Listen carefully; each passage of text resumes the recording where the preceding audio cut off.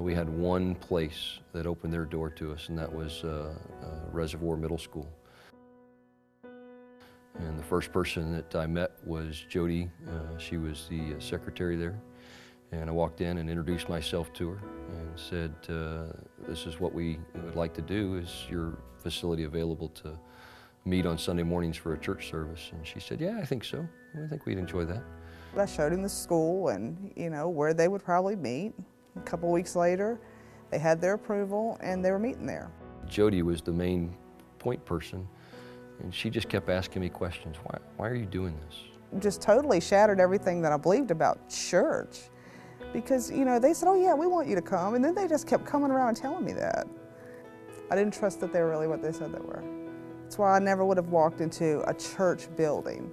Because I thought they would tell me to leave, or they would see that I didn't fit in.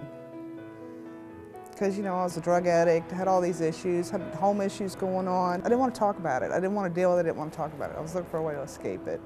And then one day I went in and I noticed that Jodi wasn't around. And I started listening, and I found out that somebody had tried to kill themselves. I figured out that it was Jodi, that she wasn't there, and she was the only person that seemed to be missing. And so I just sent word. I don't know whether she got it or not. I just wanted her to know that we loved her, and that whatever she had in her life, that there was a God that could overcome that. How I tried to tell Chris, well, that was right after I'd gotten out of the hospital trying to kill myself, that you don't know me, you don't know anything about me. And he said, well, yes, I do. I said, I've just gotten out of the hospital. He said, I already know that. And I thought, how does he know that? And why is he still talking to me? What is wrong with him? So they just kept on and on and on, and they wouldn't quit. And it wasn't 2 weeks, I think, that I got done preaching Sunday morning, and I stood as our worship team led us in a hymn of invitation, and I just, I didn't know what God was doing. And then out of the corner of my eye, I saw Jodi walk up, and my heart leaped. And she walked up to me and she said, I need to know your Jesus. It doesn't matter anything about my past. Because they wouldn't give up, I get to start over.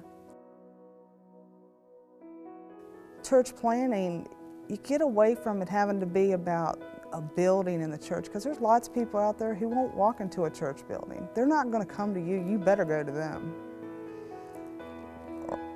If you want to reach them, you got to go to them. Especially people who are out there in the world who've never been to a church. They didn't grow up hearing that or believe in that. They don't have any hope. They don't have any hope of things changing. We were standing out back, and I was talking to her, and she said, I'm 40 years old, and I feel cheated. And I said, Jodi, why do you feel cheated? She said, I'm 40, and this is the first time I've heard about a God who loves me. And that broke my heart. Jodi lives in my backyard, so to speak. She's everybody's neighbor. And I wonder how many other Jodis are out there who need to know Jesus loves them, who've never heard that story.